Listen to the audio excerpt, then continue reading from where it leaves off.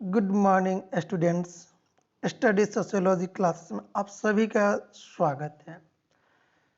तो जो पिछला क्लास था उस क्लास में हम लोग अध्ययन किए थे इमाइल दुर्खिम का हम लोग देखते तो जीवनी को अध्ययन किए थे और साथ ही इमाइल दुर्खिम का जो था सिद्धांत आत्महत्या का समाज है ना, आत्महत्या के सिद्धांत उसके हम लोग अध्ययन कर चुके थे। ठीक है, आज हम लोग अध्ययन करेंगे दुर्खिम के धर्म का सामाजिक सिद्धांत। तो आप लोग एक बार जरूर अच्छे से इमाइल दुर्खिम को अध्ययन कर लीजिए, बहुत इंपॉर्टेंट ये हमारे समाजशास्त्री के रूप में आते हैं। तीन को आप लोग एक बार अच्छे से अध्ययन कीजिएगा, अच्छे से एक बार सुन लीजिएगा, एक बार दो बार वीडियो को, तो बहुत ही अच्छा समझ में आ जाएगा। और आगे भी इनके सिद्धांत को आपको पढ़ना है, पीजी में जाएंगे तो वहाँ भी इनके यही सिद्धांत को जो है आपको देखना है। और ये आज का जो क्लास है, ये आज की क्लास हम लोग के लिए बहुत इंपॉर्टेंट है, क्योंकि ये क्लास हम देखें तो आपका बीए थर्ड ईयर के लिए है और एमए सेकेंड सेमेस्टर में जो है आपको इन्हीं सिद्धांत को पढ़ना है। ठीक है, तो चलिए आज की क्लास को हम लोग प्रारंभ करते हैं। तो जो दुर्खिम महोदय हैं उन्होंने धर्म के सामाजिक सिद्धांत जो है एक पुस्तक में इसके बारे में लिखे हुए हैं, जिस पुस्तक का नाम है the elementary form of religious life. ठीक है, यह पुस्तक काफ़ी इंपॉर्टेंट है, बहुत बार यह क्वेश्चन बनकर यह पुस्तक आया है कि इमाइल दुर्खिम का जो है धर्म का सामाजिक सिद्धांत किस पुस्तक में लिखा गया है। तो आप लोग याद कर लीजिएगा, वह पुस्तक का नाम है the elementary form of religious life. ठीक है, तो आप लोग एक बार अच्छे से जो है अपने नोटबुक में लिख लीजिएगा। ठीक है, धर्म की देखिए क्या कहता है कि धर्म की प्राकृतिक उत्पत्ति के कारण प्रभाव आदि के विषय में अत्यधिक विस्तृत तथा गहन व्याख्यान प्रस्तुत की गई है। जो धर्म है, इसके धर्म के बारे में जो हम देखें तो प्रकृति, ठीक है, और उत्पत्ति के कारण और बहुत प्रकार के विषयों के विस्तृत गहन व्याख्यान प्रस्तुत की गई है। लेकिन यहाँ पे कहते हैं कि धर्म संबंधी जो सिद्धांत है ना, उसके द्वारा आपने यह प्रणाली प्रमाणित करने का प्रयत्न किया कि धर्म संपूर्ण रूप से एक सामाजिक तथ्य या सामाजिक घटना है। अर्थात हम देखें तो जो धर्म है ये सामाजिक तथ्य है, ठीक है, और सामाजिक घटना है, ना कि ये अलौकिक चीजें हैं या अलौकिक चीजें। ठीक है, इमाइल दुर्खिम महोदय जो थे उन्होंने धर्म को भी क्या माना, एक तथ्य माना और साथ ही सामाजिक घटना को उन्होंने माना। ठीक है, यदि हम देखें तो इमाइल दुर्खिम महोदय जो थे उन्होंने धर्म को जो है वास्तविक, ठीक है, वास्तविक समाज ही वास्तविक देवता है। जब धर्म के सिद्धांत दिए तो लास्ट में जो निष्कर्ष होता है उस निष्कर्ष में इन्होंने बताया कि जो धर्म है वो समाज ही जो है ना वास्तविक देवता। अर्थात ये धर्म को उत्पत्ति करने वाला कौन है, मनुष्य। मानने वाला कौन है, मनुष्य। ये मनुष्य जो है मानव है ना, इन्हीं मानव का इकाई जो है हमारा समाज है। तो समाज ही जो है वो आपका वास्तविक देवता है। इसीलिए कहा जाता है कि मानो तो देव और नहीं तो पत्थर। ठीक है, तो इमाइल दुर्खिम महोदय जब बहुत सारे अध्ययन किए तो यहाँ पे हम देखें तो अन्य जो धर्म के सिद्धांत दिए थे उनका उन्होंने खंडन किया। ठीक है, खंडन मतलब अन्य जो सिद्धांत दिए उन सिद्धांतों का उन्होंने इनकार किया कि नहीं, ये जो सिद्धांत दिया गया ये गलत है, ये मानने योग्य नहीं है। तो इमाइल दुर्खिम महोदय जो थे उन्होंने खंडन किया और बताया है कि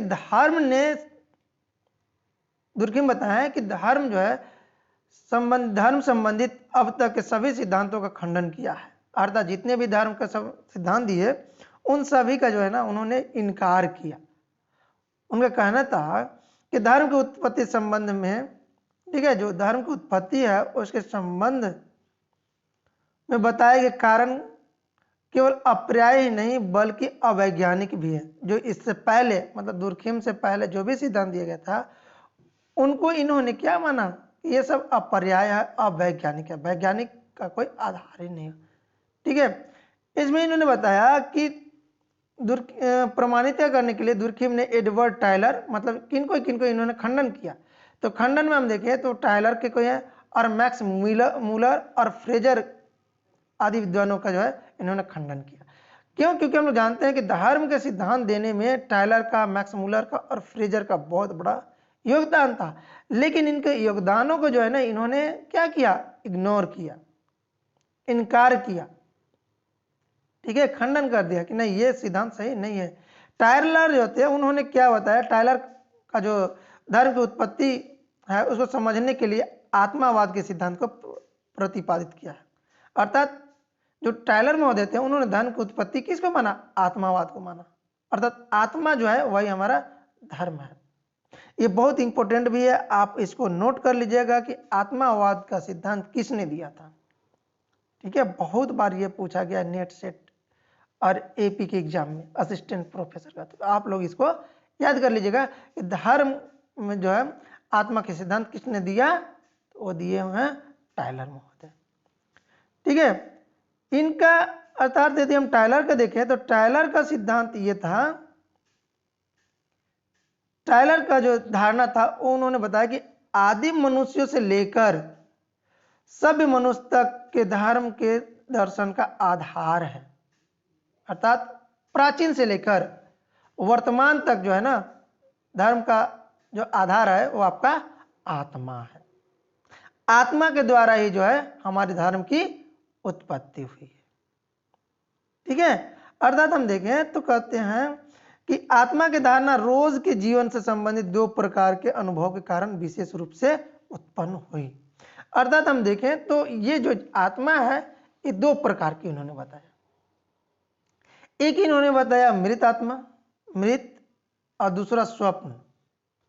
ठीक है, जैसे स्वप्न आता है जब व्यक्ति सोता है, ठीक है, तो मृत के समान हो जाता है,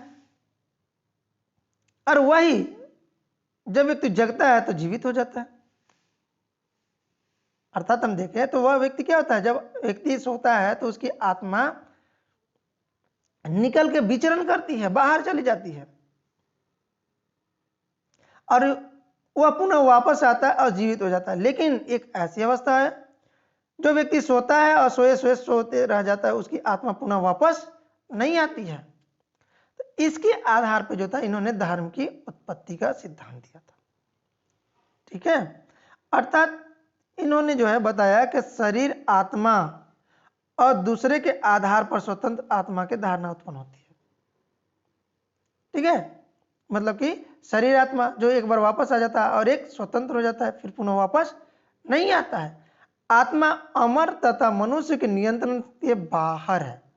जो आत्मा है वो क्या है, वह हम देखें तो स्वतंत्र है, उसे कोई कंट्रोल नहीं कर सकता। ठीक है, अमर तथा मनुष्य के नियंत्रण से बाहर है। और हम देखें तो पितरों की पूजा आरंभ हुई, जो कि आगे चलकर धर्म के विकास हुआ। अब जो क्या था, है ना, देव पितर बोलते हैं, तो ये देव जो थे, ये पितर थे, उनकी पूजा आरंभ हुई और धर्म का विकास हुआ। ठीक है, धर्म का विकास हुआ। दुर्खिम का कथन है कि इस सिद्धांत में टायलर जो है, टायलर ने आदिम मनुष्यों को अत्यधिक तर्कयुक्त दर्शन के रूप में मानना है। मतलब आवश्यकता से अधिक जो था इन्होंने आदिम मनुष्य के लिए दार्शनिक रूप में मान लिया है, जो सर्वथा गलत है। ठीक है, जो गलत है कि इतना नहीं हो सकता है। इतने क्रमबद्ध रूप में आत्मा की धारणा दो विकसित करना आदिम मनुष्यों के लिए संभव नहीं है। मतलब दो प्रकार के जो ये बताए हैं धर्म को, ये उत्पन्न करना संभव नहीं है, मृत और स्वप्न को। ठीक है, अर्थात हम देखें तो इन्होंने बताया कि टायलर ने कल्पना की है और धर्म, दूसरी इन्होंने बताया कि धर्म एक इतनी सरल घटना नहीं है, ठीक है, कि इसकी उत्पत्ति परछाई, स्वप्न और प्रतिध्वनि मनुष्य आदि के कुछ सीमित और व्यक्तिगत अनुभव के आधार पर संभव हो। ठीक है, मतलब कि जो धर्म है इतना सरल नहीं है कि इसके परछाई द्वारा या स्वप्न द्वारा या प्रतिध्वनि निकलता है, ठीक है, या मृत्यु आदि द्वारा अभियुक्त किया जा सकता है। आत्मा बहुत जटिल प्रक्रिया है। नेक्स्ट यदि हम देखें तो एक है आपका मैक्स मूलर, ठीक है, मैक्स मूलर जो जिन्हें प्रकृतिवाद के द्वारा धर्म की उत्पत्ति का सिद्धांत दिया था। अर्थात हम देखें तो आपको टायलर का समझ में आया होगा, है ना, आत्मावाद सिद्धांत। और नेक्स्ट जो है मैक्स मूलर, प्रकृति, अर्थात प्रकृति के द्वारा जो है इन्होंने धर्म का उत्पत्ति माना। अर्थात इन्होंने बताया कि मैक्स मूलर ये विचार, दुर्खिम का मानना है कि ये जो मैक्स मूलर का विचार है ये गलत है, कि प्रकृति के विभिन्न रूप जैसे आंधी, तूफान, बिजली का कड़कना, भूकंप, सूर्य चंद्र ग्रहण, है ना, को देखकर आदिम मानव के मन में भय और आतंक और आश्चर्य उत्पन्न होने का स्वाभाविक ही था। मतलब ये सब चीजें देख के तो कॉमन सी बात है कि कोई भी व्यक्ति जो है वह डर जाएगा, लेकिन इसे यह मतलब नहीं है कि वह धर्म हो जाएगा। ठीक है, तो इसीलिए जो दुर्खिम है, दुर्खिम महोदय जो थे टायलर का भी क्या करते हैं, खंडन करते हैं, इनको इनकार करते हैं, इनके सिद्धांतों का भी।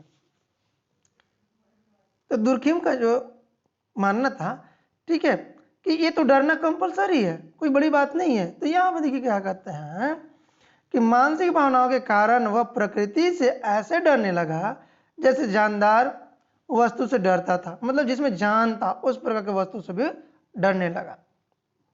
अर्थात जो प्राकृतिक घटना है उससे तो डर रहा है, उसके साथ साथ जिसमें जान है, जिसमें सजीव है, उसके द्वारा जो डरता था। इसीलिए इसके प्रति दिल में श्रद्धा, भक्ति आदि उत्पन्न हुई और जिसके आधार पर आगे चलकर धर्म की उत्पत्ति हुई।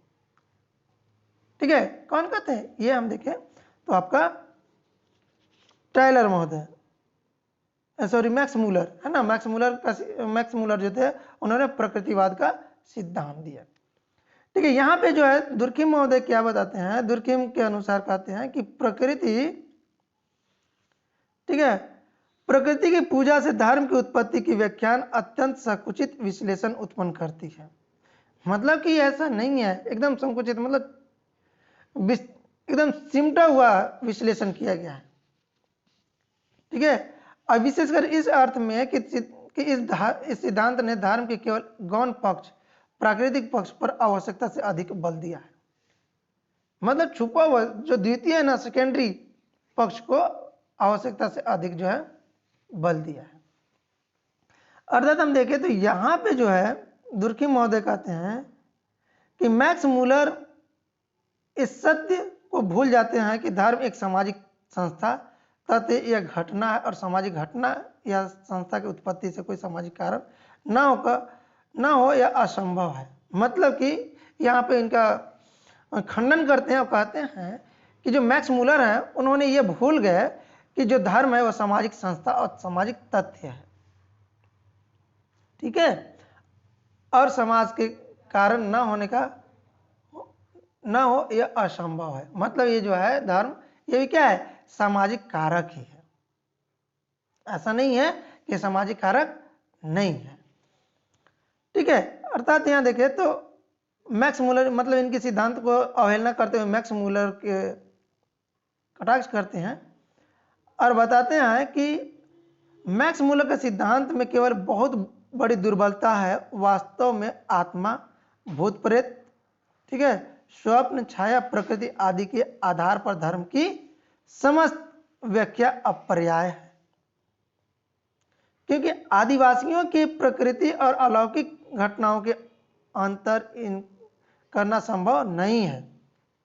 ठीक है, कहने का तात्पर्य है कि जो मैक्स मूलर हैं, है ना, उनके सिद्धांत में यह दुर्बलता देखने के लिए मिलता है कि आत्मा, भूत प्रेत, छाया, स्वप्न के आधार पर जो है इन्होंने धर्म की उत्पत्ति का व्याख्या प्रस्तुत किया। ठीक है, अर्थात घटनाओं के संबंध में उचित ज्ञान है और न ही वे अलौकिक घटनाओं को ठीक से समझते हैं। प्रत्येक धर्म का कोई वास्तविक आधार होता है और वह आधार दुर्खिम के अनुसार स्वयं समाज। ठीक है, दुर्खिम के द्वारा उन्होंने बताया, दुर्खिम महोदय बताया कि दुर्खिम के अनुसार स्वयं समाज है ना। अर्थात जो दुर्खिम के अनुसार, मतलब दुर्खिम जो है धर्म के सिद्धांत में क्या बताया कि जो धर्म की उत्पत्ति है वह समाज है। स्वर्ग का साम्राज्य एक महिमान्वित समाज है। मतलब स्वर्ग का जो साम्राज्य है ना, यह और कोई नहीं है, एक महानतम समाज है। उसी के द्वारा जो है स्वर्ग का निर्माण होता है। अब नेक्स्ट हम लोग देखते हैं दुर्खिम का जो सिद्धांत है ना, उसकी व्याख्या इन्होंने किस रूप में की है।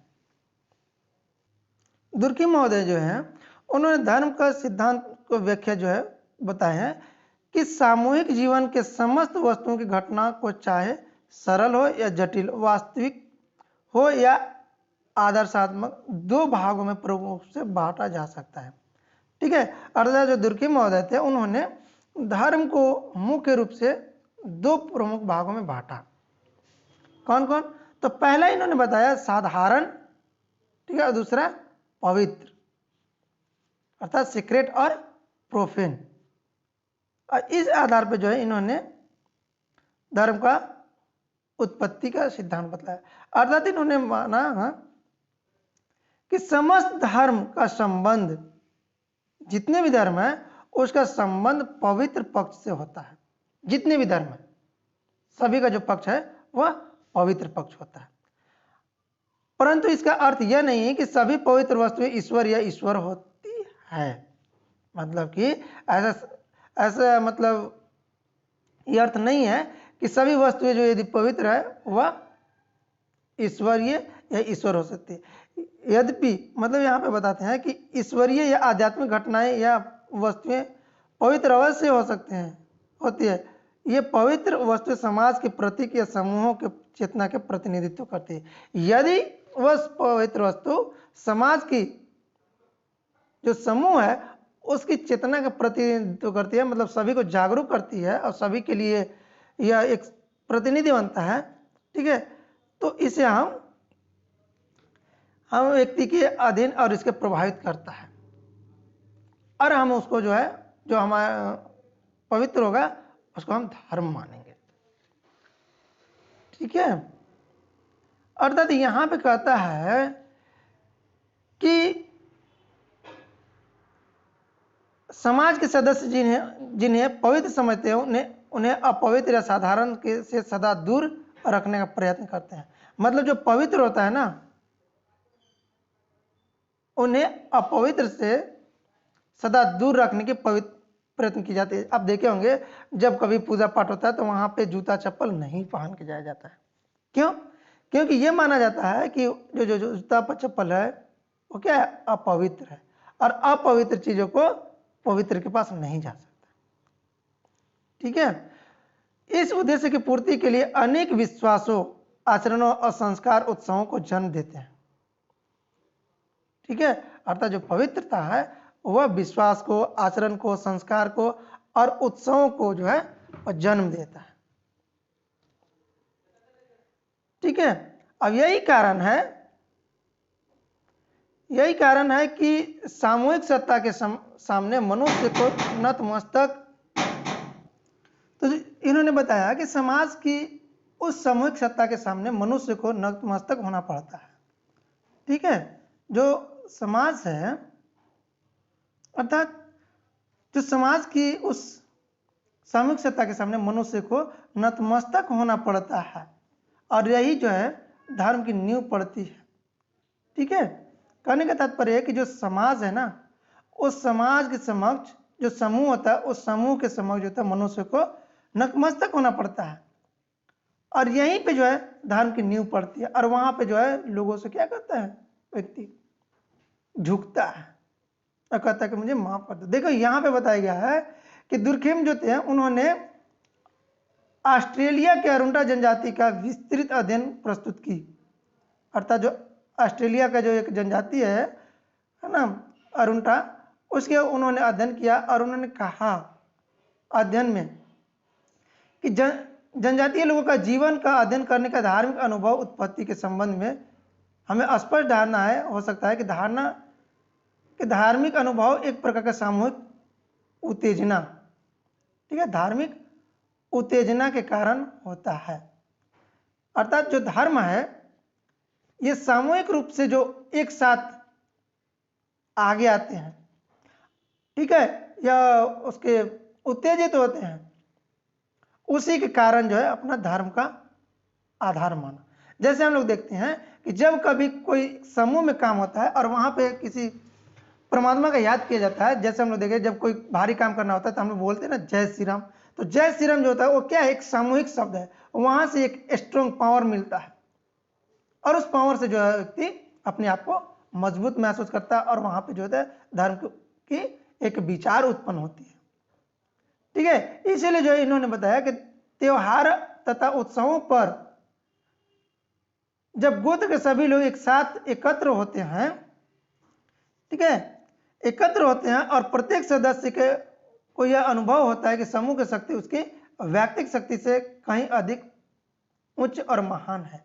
अर्थात एक व्यक्ति के आधार पर नहीं, बल्कि जो एक समूह में एक एकत्रित होते हैं उसका अधिक उच्च और महान माना जाता है, ठीक है। कहने का तात्पर्य एक व्यक्ति का कोई अस्तित्व नहीं होता। क्यों? क्योंकि हम लोग देखते हैं कि कोई भी त्योहार होता है या उत्सव होता है तो वहां एक साथ बहुत सारे व्यक्ति एकत्रित होते हैं, ठीक है। और समूह में व्यक्ति जो है व्यक्ति की शक्ति जो होती है काफी उच्च होती है और महान होती है। इसीलिए कहते हैं कि जो समाज है यही आपका सर्वोत्तम धर्म है, मतलब सबसे बड़ी धर्म जो है आपका समाज है, ठीक है।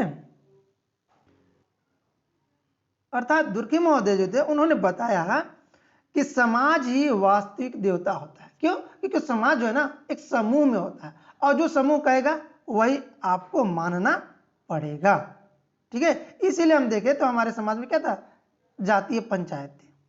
अब वो पंचायत क्या था, एक समूह के रूप में था। जब समूह के लोग जिस प्रकार से कहते थे उस प्रकार से उस अन्य लोगों को करना होता था, ठीक है। देखिए यहाँ पे लिखा हुआ है कि समूह की शक्ति की व्यक्तिगत शक्ति से अधिक उच्च और महान होती है, ठीक है। अर्थात एक व्यक्ति की शक्ति से कहीं अधिक उच्च कौन होता है, आपका समूह की शक्ति। समूह की शक्ति जो होता है ना वो महान होता है, ठीक है। अर्थात यहाँ पे देखिए बताता है कि समान भाव विचारों और रुचियों वाले अनेक व्यक्ति के व्यक्तिगत भावों और विचार रुचि सम्मेलन के संगठन का एक नवीन चेतना और उत्तेजना का निर्माण होता है।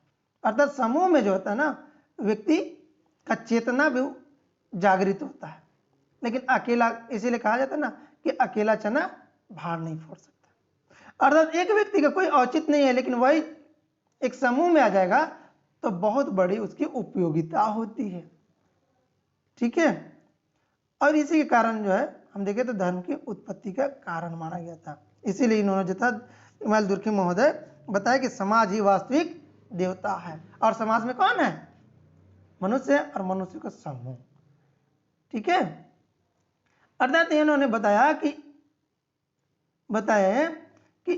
एक साथ त्योहार उत्सव अवसरों पर एकत्रित भीड़ में एक प्रकार का मानसिक उल्लास और प्रदर्शित होता है, मतलब हर्ष उल्लास दिखता है। जब व्यक्ति एक समूह में आता है तो बहुत अधिक प्रसन्नचित होता है और ये प्रसन्नता ही जो है ना हमें धर्म की एक आधार दिखता है, ठीक है। कहते हैं दुर्खिम महोदय कि व्यक्ति की अपनी शक्ति गौण हो जाता है। जो व्यक्ति है एक व्यक्ति उसकी शक्ति गौण हो जाती है, कहां पे, समूह की शक्तियों की प्रधानता मिलती है। व्यक्ति जो है वह समूह में जो है ना उसकी प्रधानता मिलती है, एक व्यक्ति का कोई अस्तित्व नहीं होता है। अर्थात हम देखें तो व्यक्ति समूह के इस शक्ति के सामने झुकता है, इसकी शक्ति के से प्रभावित होकर उसके मन और समूह के प्रति भय, श्रद्धा और भक्ति के भावना पनपती है। ठीक है, कहने का तात्पर्य है कि जब व्यक्ति समूह में आता है, ठीक है, तो वह अपने आप को सेफ महसूस करता है। लेकिन जब एक व्यक्ति होता है तो वह समूह के सामने क्या करता है, झुकता है। ठीक है, उसके जो समूह के प्रति भय होता है, श्रद्धा आती है और भक्ति की भावना पनपती है कि इस समूह जो है, जैसे हम देखें शिव चर्चा का जो समूह है, उस समूह से वह अपने आप को जब जोड़ता है एक व्यक्ति, तो उसमें भक्ति भाव करना प्रारंभ करता है। लेकिन अकेला एक व्यक्ति कुछ नहीं करता। ठीक है, इसीलिए कहता है कि समूह या समाज ही धार्मिक पूजा का प्रतीक हो जाता है। ठीक है, अर्थात यहाँ पे देखिए बता रहे हैं कि समूह या समाज ही धार्मिक पूजा का प्रतीक हो जाता है। ठीक है, तो ये जो थोड़ी सी बची हुई है 2-4 टॉपिक, इसको जो है हम लोग नेक्स्ट क्लास में अध्ययन करेंगे, क्योंकि वीडियो थोड़ा सा बड़ा हो जाता है तो थोड़ी दिक्कत भी होता होगा आप लोगों को भी पढ़ने में। तो इसलिए जो है इसके आगे के जो 1-2 टॉपिक और बचा हुआ है उसको हम लोग नेक्स्ट क्लास में अध्ययन करेंगे। ठीक है, तब तक आप लोग अच्छे से अध्ययन कीजिए और थोड़ी पढ़ाई लिखाई कीजिए। ठीक है, नेक्स्ट क्लास में हम लोग पुनः मिलते हैं। धन्यवाद।